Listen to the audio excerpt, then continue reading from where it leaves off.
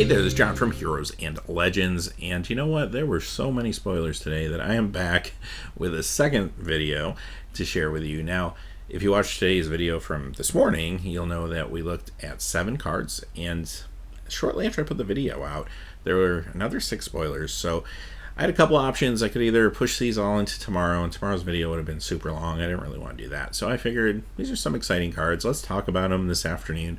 So here we are. This is still day 3 of official spoilers, but we have more to talk about. So let's get going. Right, the first card is Elder Deep Fiend, and this costs 8 to cast. It's a 5/6 Eldrazi Octopus with Flash.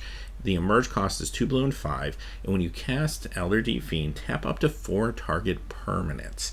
Okay, there's a lot going on here, and let me try to break this down because I don't think I have completely wrapped my head around this card yet. First off, things that you don't see anymore in Magic. Tap 4 target permanents, not creatures. Not non-land permanents, but 4 permanents. So that gives you this extra level of versatility with this card that you don't normally see in current day Magic. That's pretty exciting. Also, the emerge mechanic itself, I feel like has the potential to be incredibly powerful. Look at the history of Magic. Whenever there's an opportunity to play spells for either a discount or for free due to an alternate casting cost ability, it can be quite good. Look at Phyrexian Mana, for example, where you get to give life to cast spells, or even Convoke, where you can tap creatures to cast spells. This potentially could be very, very good, and just the fact that Emerge is combined with Flash in this card, which allows you to do it at instant speed, is actually kind of crazy. So there's a million scenarios I can think of that you can use this card for. First off, the most simplest one is just, hey, I'm ahead. I want to tap down a bunch of my opponent's creatures and get in for a lethal attack. I can do this, put this card down, hopefully get an Alpha Strike in, right? If I'm behind, my opponent's about to attack in before the combat, I can flash this into play, tap down their creatures, maybe survive a turn. I can put this into play to tap down any problematic permanents. What's really interesting is I can put this into play to tap down their lands, perhaps before their first main phase, and take them off their lands for a turn if I want to use this as a tempo play. If they're going to destroy one of my creatures, I can flash this in and get some value out of that creature that's going to die anyway and put it towards the emerge cost. There's just so much I can do with this card that it can't be bad. This, I think, is going to be very strong. Now, I haven't figured out quite yet where it fits in Standard, and maybe we haven't yet seen all the cards for it to make sense, but I do feel like this is definitely Standard playable. I think there's potential for Modern here as well. The card just does so much that you don't see anymore, and I don't know, this one just feels like it could be broken, and I'd like to hear your thoughts on this in the comments below if you feel it's as powerful as I'm thinking it could be. I feel like we're going to be looking back at this one in a few months and saying, wow, this was something else that they really introduced in Eldritch Moon. So I don't know, let me know in the comments below. Alright, next card is Voldaren Pariah, which flips into Abolisher Bloodlines. And this is a 2 black, 3 generic, vampire horror, 3/3 flying, sacrifice 3 other creatures to transform, also has a madness cost of 3 black, becomes a 6/5 Eldrazi vampire with flying, and when this creature transforms into Abolisher Bloodlines, target opponent sacrifices 3 creatures. It's kind of like a little mini board wipe, sort of. You play this for 5, you get yourself a 3/3 flyer, and then if you want to, you can sacrifice 3 of your creatures, force your opponent to sacrifice 3 others, and at the very least, you have yourself a 6/5 flyer, which is pretty good. Take the madness into account as well. It's not always going to be easy to cast this for 3 black, but it's an option, just makes the card better.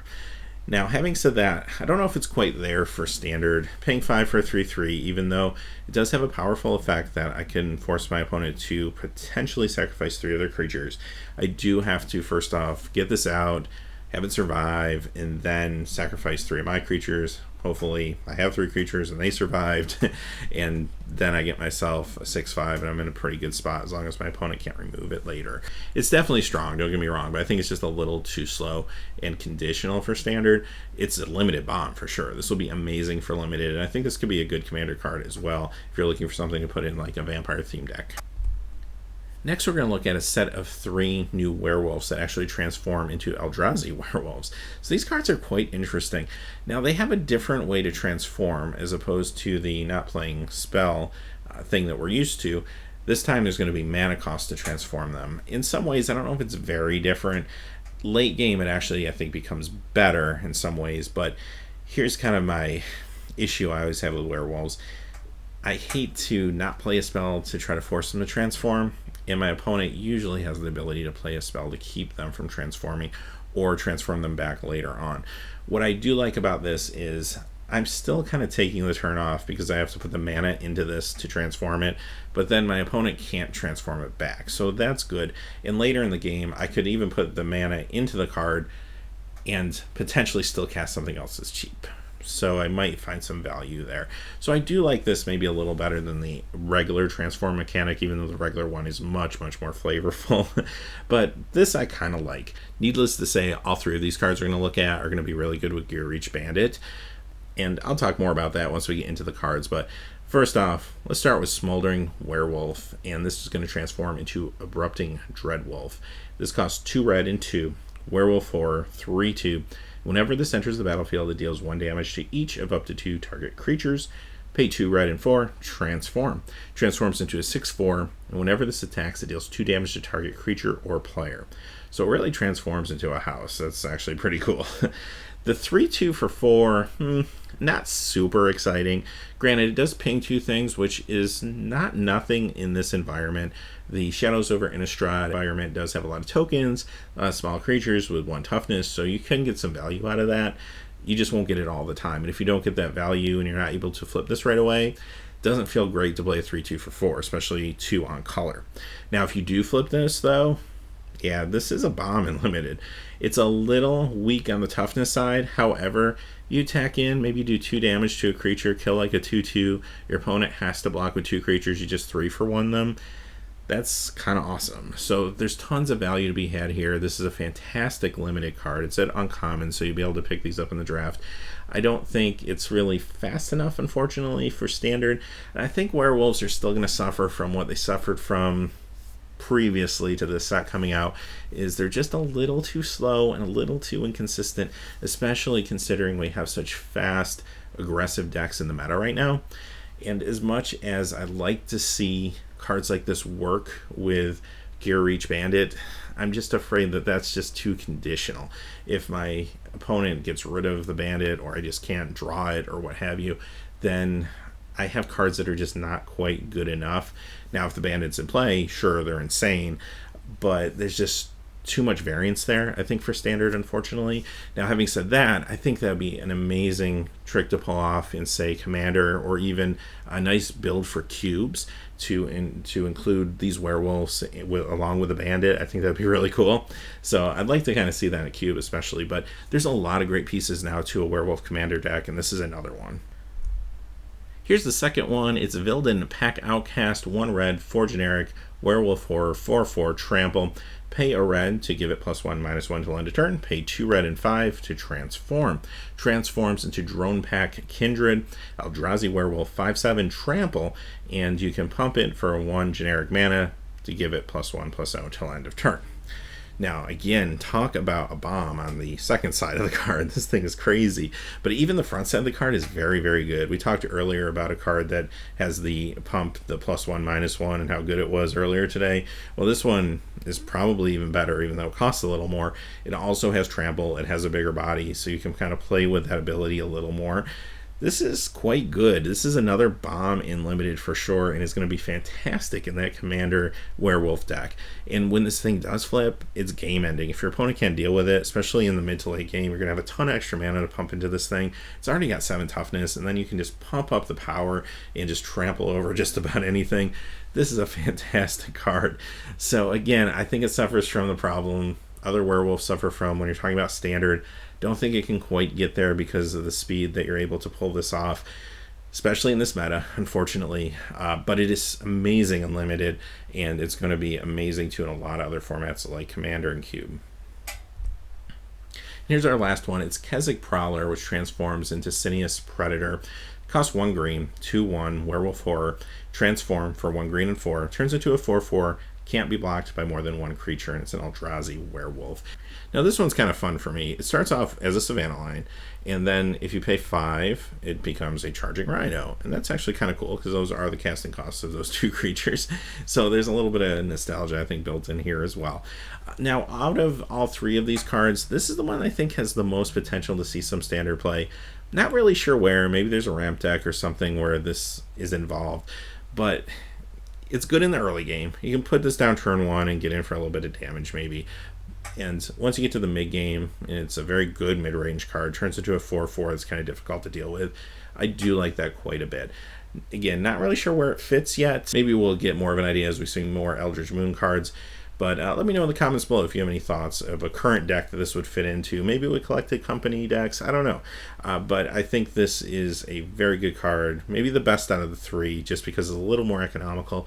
Again, it's going to be great for you in Limited as well. And fantastic in Commander.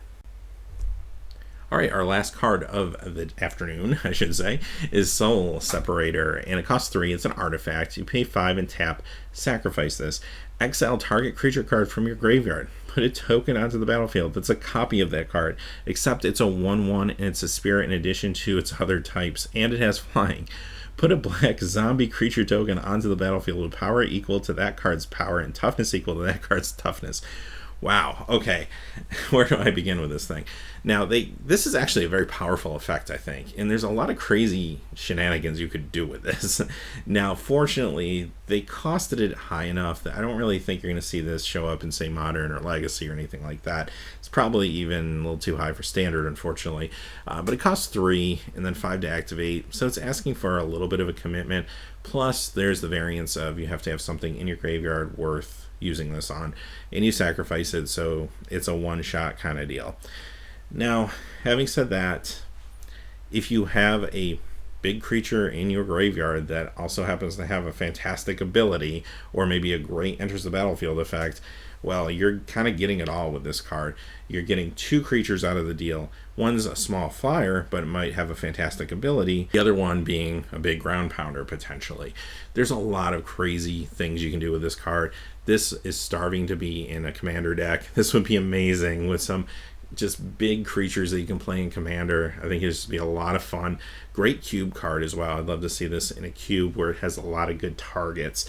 Having said that, this may be one of my favorite cards of the afternoon just because of the flavor. And I just love the fact that they're like pulling the spirit out of the guy there, and now he's going to become a vampire and a spirit. I think this is awesome top-down design, if nothing else. Just a really fun card.